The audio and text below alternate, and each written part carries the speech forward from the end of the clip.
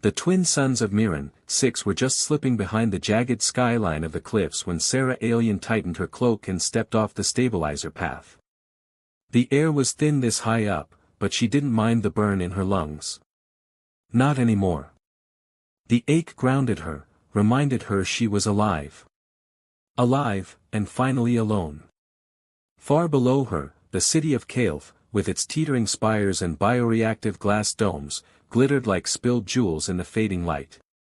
But here, atop the cliffs, surrounded by the ruins of a long-dead civilization, Sarah could finally breathe. She crouched at the edge of a toppled obelisk, brushing moss from the smooth black stone. The carved script spiraled inwards, a pattern that made her skin tingle. She knew the pattern well. She'd mapped it, traced it, obsessed over it for 6 long years. It wasn't just a glyph. It was a lock. And tonight, under the convergence of Mirren's suns and moons, it would open. Her scanner pulsed with quiet urgency on her wrist, glowing in alternating amber and violet. The anomaly was growing stronger by the second, building in frequency and mass like a thunderstorm forming just beyond the veil of reality. Sarah stood slowly, wind whipping her dark hair around her face. She narrowed her eyes against the glimmering light. Something shimmered between 2 fractured pillars, like a heat mirage, but colder. Deeper. A dimensional ripple. The same type that had killed her mentor. The same type the Sovereign Council had sworn didn't exist. She reached out with one hand, not touching it, just sensing. The field hummed against her skin like distant thunder. Her instincts screamed not yet, but her heart beat with the rhythm of now or never. Then the ripple ripped. A high-pitched whine split the air, and the shimmering curtain tore open like fabric under a blade. Something fell through. It crashed into the stone dais with a wet, bone-snapping thud. Dust and plasma scattered outward. The anomaly flickered, stabilizing for a heartbeat before imploding with a thunderclap that knocked Sarah onto her back. Silence. And then, a groan. Sarah forced herself to sit up, heart hammering. The figure on the dais was humanoid, yes, but not human. Not quite. He was tall, even lying twisted on the ground, and his skin had a faint bioluminescent sheen, like moonlight trapped in flesh. Iridescent blood, silver and violet, spilled from a wound in his abdomen. Sarah scrambled toward him. Hey! Hey! Can you hear me? The man's eyes flicked open. They weren't eyes, not exactly, twin orbs of starfire, flickering gold and deep blue, locked onto her with aching clarity. He tried to speak, but blood bubbled from the corner of his mouth. Don't move, she said instinctively, though her hands trembled. You're injured.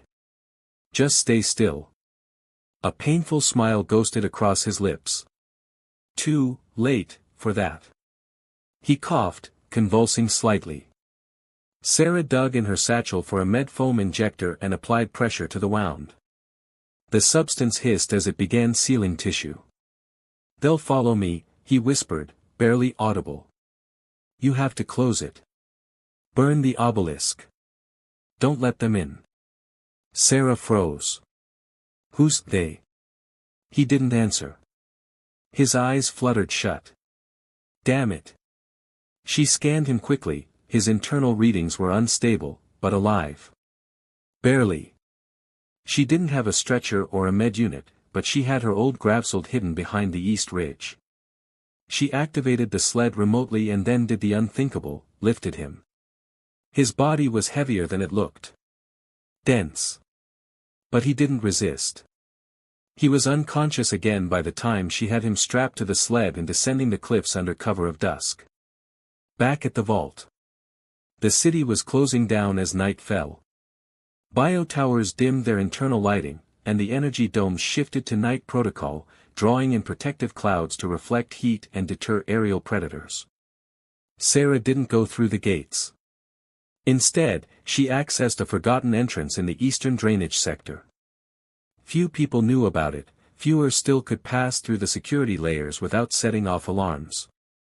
But Sarah was a former council scholar. Before her exile, she'd helped design the security systems herself. Her secret vault, hidden beneath the old city library, was a labyrinth of forgotten data, relics, and forbidden research. She powered up the med station and began emergency triage. The man, if he was a man, flinched as the scanner passed over his side. His physiology was complex, layered with biosynthetic systems that defied even her advanced tech. But he was healing, slowly. Sarah studied him as the machine stitched tissue and flushed nanofibers into his bloodstream. His body was lean and angular, built for speed and efficiency. But it was his face that held her attention. Even unconscious, he looked peaceful. Not like a soldier. More like a scholar. Or a dreamer. She reached out and brushed a strand of silver hair from his face. He opened his eyes. Sarah yanked her hand back. "I'm not dreaming," he murmured. "You're real. I've been told I am." He tried to sit up, groaning softly. Sarah helped him lean against the wall. "Take it slow. You nearly died back there." His eyes scanned the room. "This isn't a holding cell. It's my lab." He blinked. "You helped me. Why does everyone sound surprised when I do that?" He coughed a weak laugh. "Because most would have left me in the dirt." "You're not from Mirren," she said. "No. I'm from a place that doesn't exist anymore." He looked down at his hands. "Not to your people, anyway." Sarah paused. "What's your name?" "Ryle."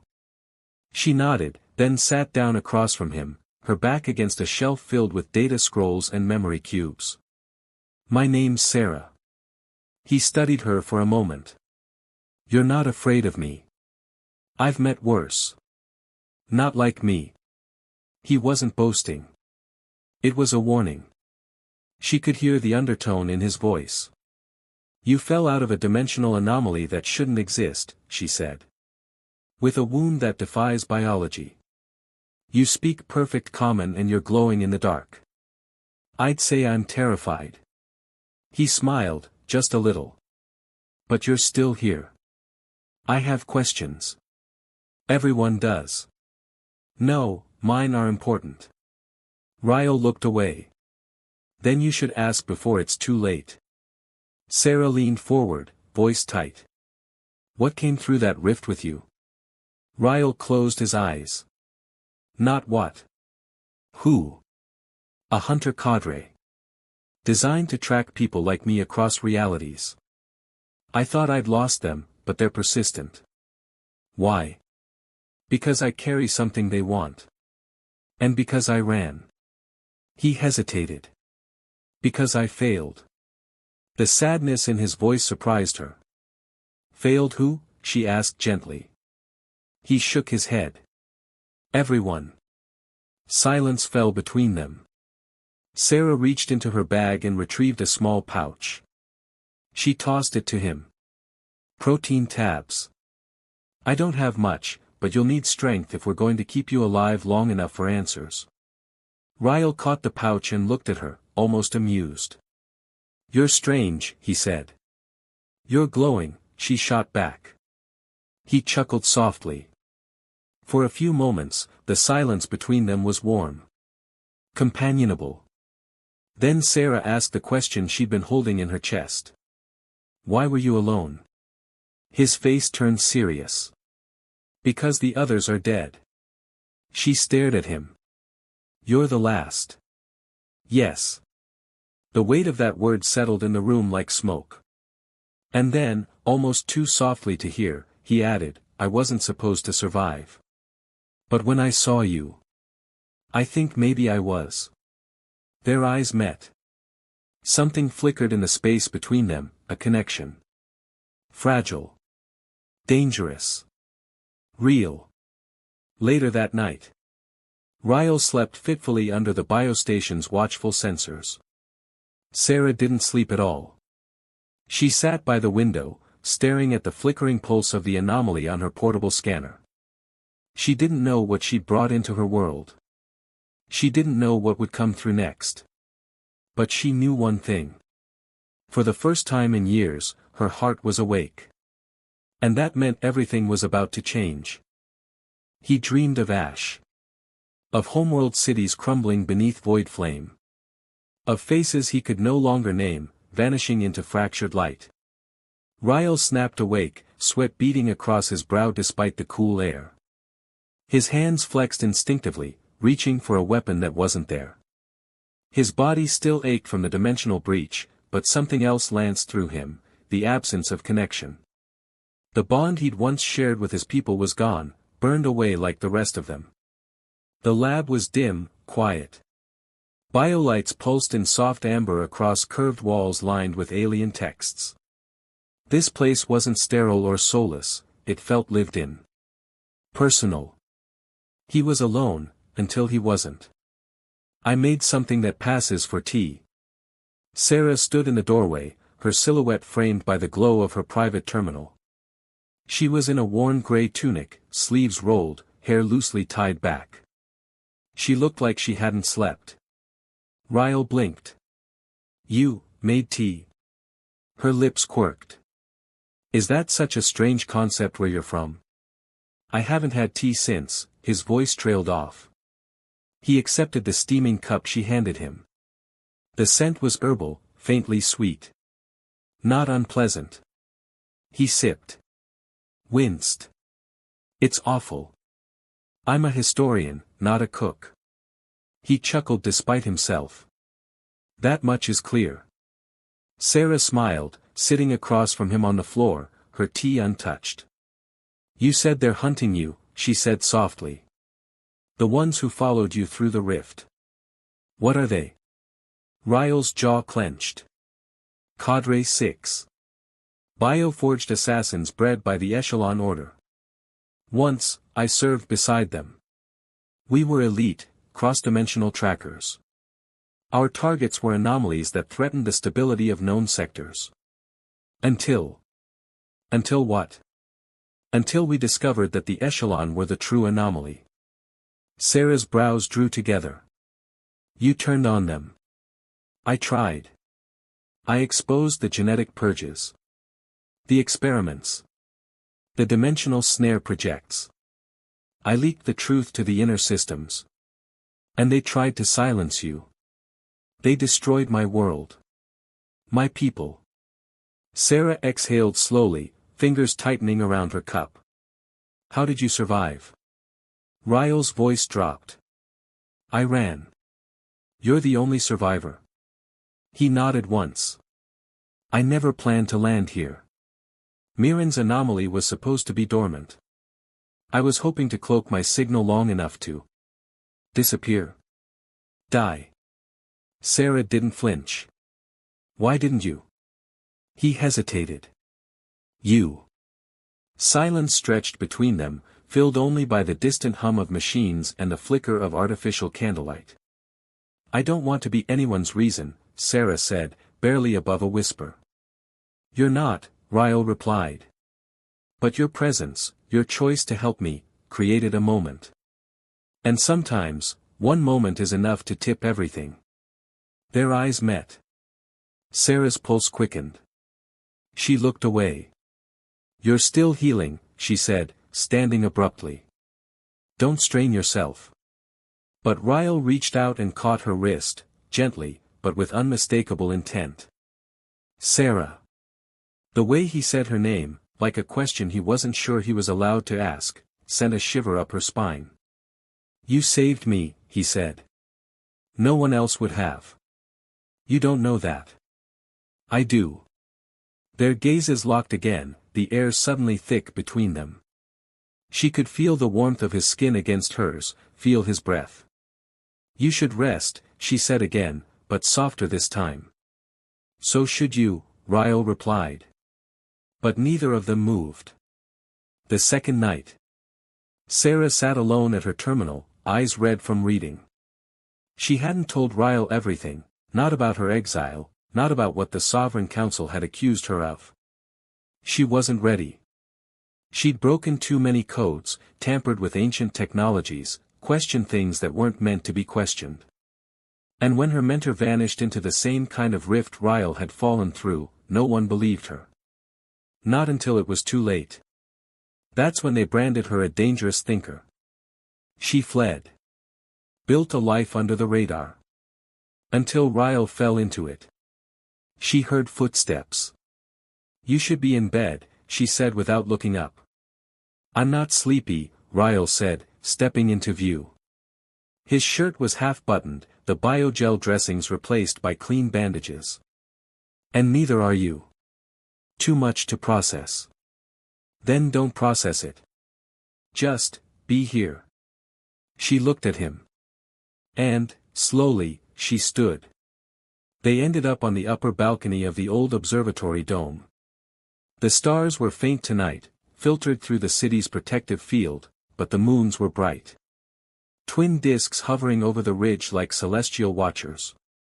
"I haven't seen stars in months," Ryle murmured. "They're smaller here." "Gravity distortion," Sarah replied. "But yes.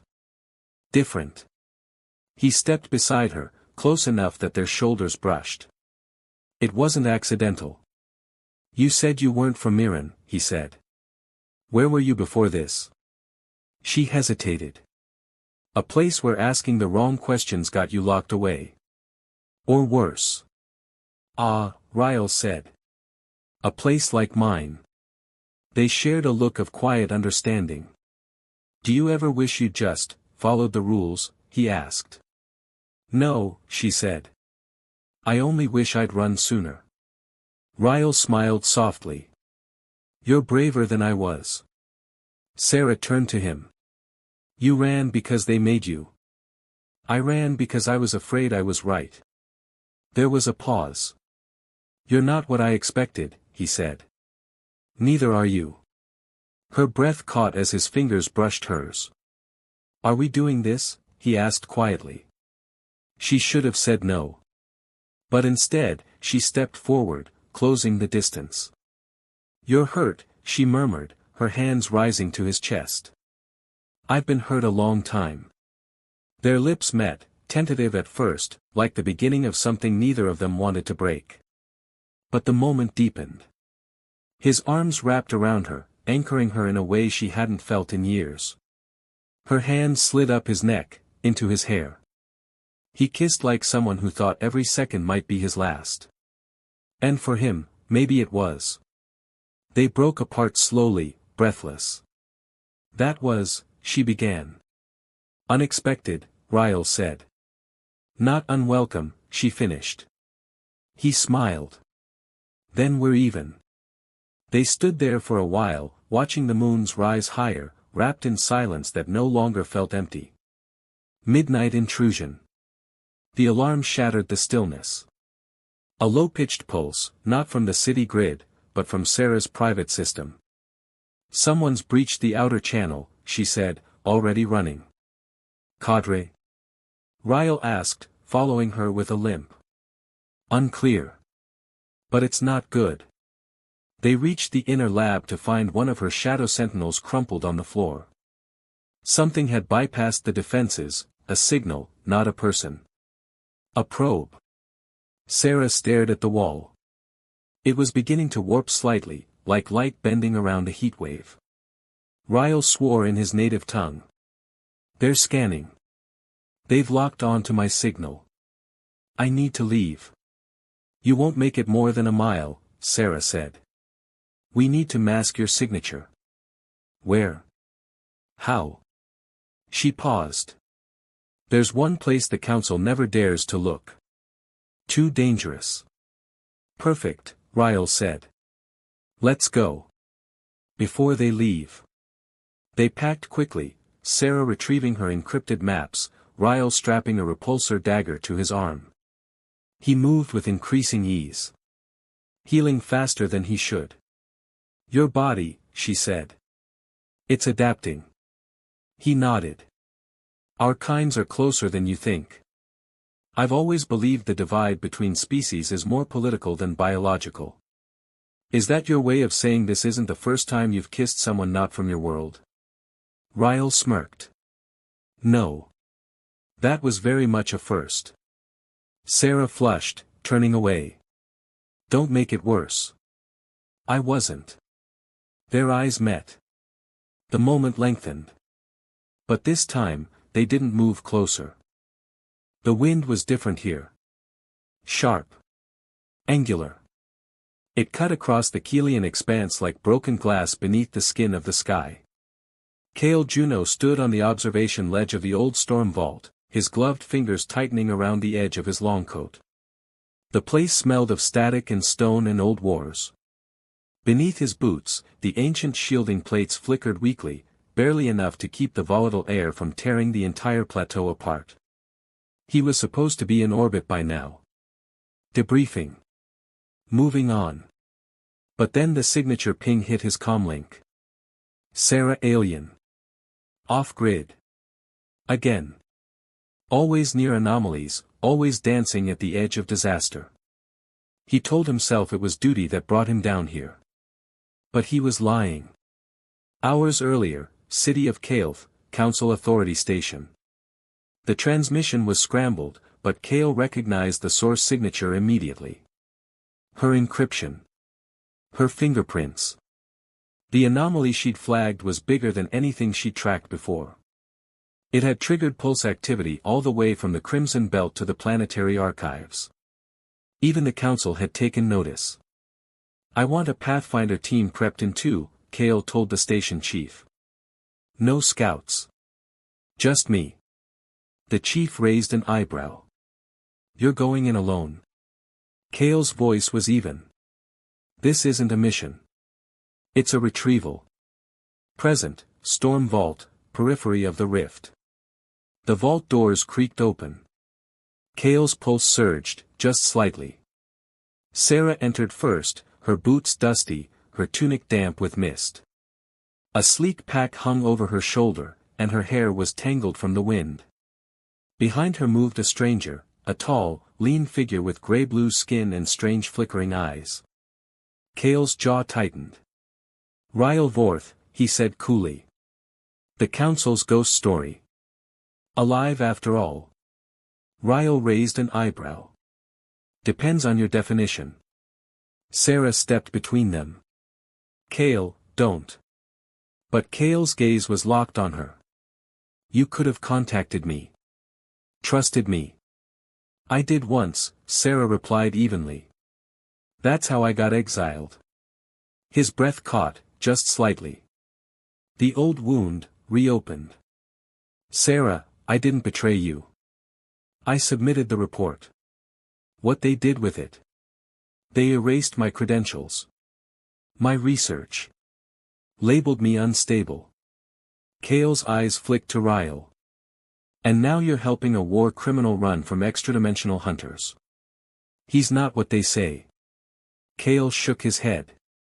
You always did like the broken ones. Ryle took a step forward, expression unreadable. If you've come to drag me back to your masters, you'll need more than just a badge and a bitter heart. Cale's lips twitched. I'm not here for you.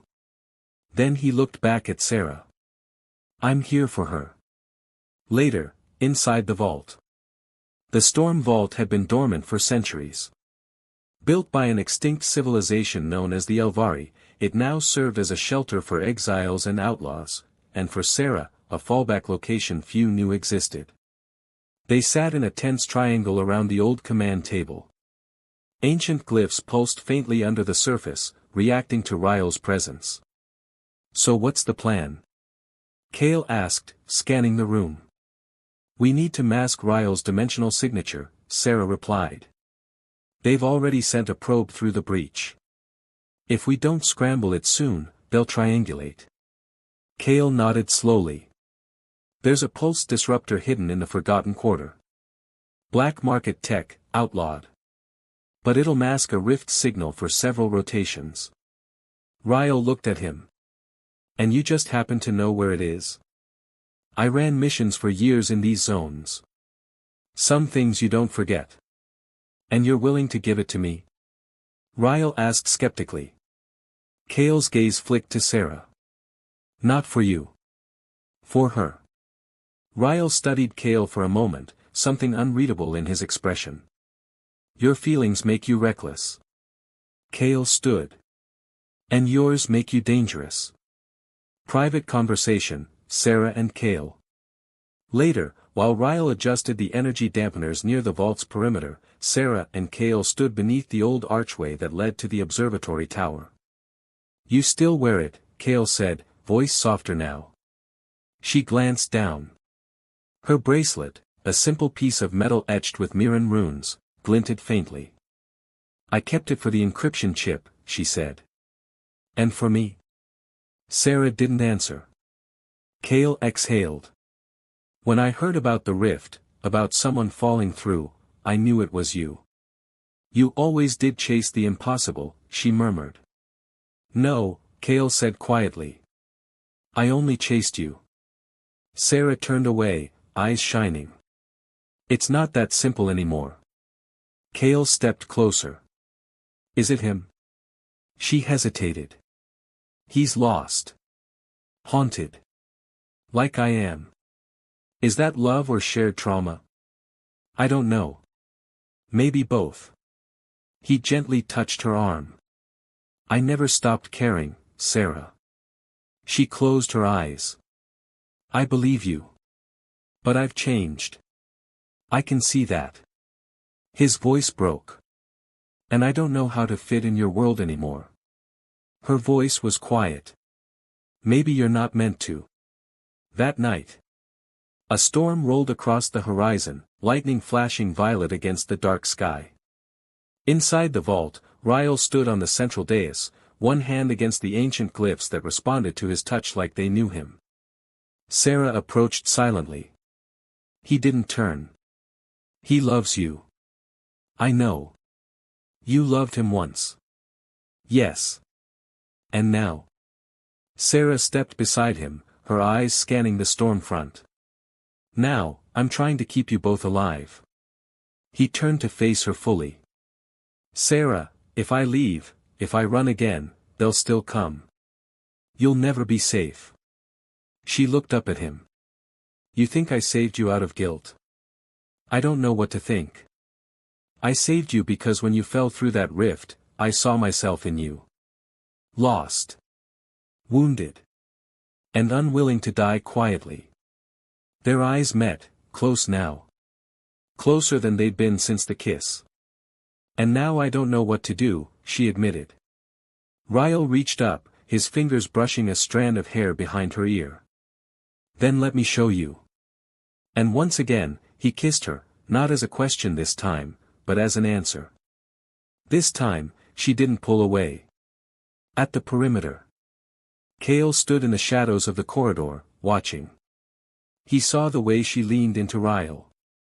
Saw the bond forming between them, an invisible tether he couldn't break. He turned away before they saw him, fists clenched. The storm outside howled louder. But nothing compared to the storm now raging inside him. The next morning. Sarah woke to alarms. Kale burst into the chamber. They found us. How? Someone didn't mask the probe signal fast enough. We've got movement, East Quadrant. More than one. Ryle was already up, strapping on his field gear. We fight, he said simply. No, Sarah said. We run. Kale nodded. The canyon trail. There's a collapse site. I can blow it, buy you time. And you? She asked. He looked at her. I'll find you. If I survive. Sarah stared at him. You can't keep doing this. Throwing yourself into fire for me. Kale stepped forward, eyes burning. It was never about fire, Sarah. It was always about you. Then, without another word, he disappeared into the storm-lit corridor. She stepped through the firestorm like it owed her an apology. Enna Viral was not a myth, but most who spoke her name assumed she was. After all, how could one woman walk the void between dimensions, dismantle an empire's quantum vaults, and vanish with half the echelon order chasing her? But Enna was real. And now she was here. The star veil rift pulsed behind her like a dying star. Its energy singed the cliffside air, pulling gravity into strange shapes. She moved as if the world bent for her. Maybe it did. Ahead, 3 figures stood near a temporary shelter: Sarah, arms crossed and wary; Cale, leaning on his rifle like it was a part of him; and Ryle, still and silent, his eyes unreadable. When Enna's gaze met Ryle's, something cold and unfinished surged between them. "Hello, lover," she said, her voice bright with mockery. "Miss me?" Earlier that day, the trek to the Rift Plateau had taken a full cycle. After the storm vault was compromised, Sarah and Ryle fled east, navigating the jagged ruins of an ancient star cult. Cale met them at the ridge, bloodied but alive. Together, they followed a path none of them had ever dared before. The plateau wasn't on any maps. Sarah found it encoded in the dream patterns left behind in Ryle's memories. A transdimensional signal burned into his DNA. The place called to him. It called to all of them. The star veil rift floated above the plateau like a wound in the sky. Not a tear. Not a door. Something older. Something waiting. They made camp nearby. The silence between the trio grew heavy. Cale kept his distance, tending to gear and running energy scans.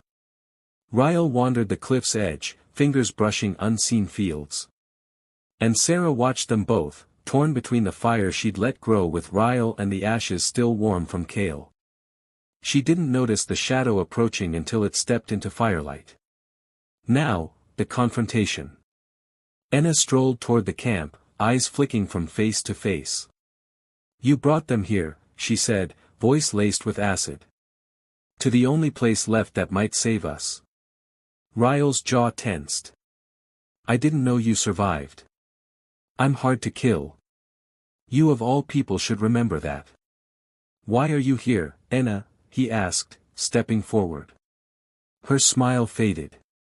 "Because it's happening again." Sarah stepped between them. "What's happening?" Enna's gaze flicked to her. "And you must be the reason he's glowing like a bonded core." Sarah didn't flinch. "Answer the question." Enna turned back to Ryle. "The void spawn, they're breaching containment. The rift is a symptom, not the disease." Cale frowned. "We've heard that term before." "What are they?" "Not creatures," Enna replied. "They're fractures in reality. Sentient. Feeding on entropy. The Echelon thought they could harness them. And they failed," Ryle said. "They did more than fail," she whispered. "They fed it. Gave it pathways into weaker worlds." Sarah's heart stuttered. "Mirren. It's a target. Like your home was." Ryle's fists clenched. "How do we stop it?" "You don't," Enna said. "Not alone." What Enna reveals. Inside the shelter, Enna dropped her travel bag and pulled out a smooth, obsidian device. "This is a neural resonance forge," she said. "I salvaged it from the Echelon's last vault before it fell. It contains every recorded quantum pattern of bonded guardians. Including you, Ryle." He stepped back. "You had my pattern. I saved your pattern. Before they wiped it." Cale moved forward. "What does this forge do?" "It amplifies bond resonance across linked minds. It can seal the rift, but only if 3 minds are bound in equal tether." Sarah frowned. 3. Enna met her gaze. "The ancient triad, guardian, weaver, catalyst."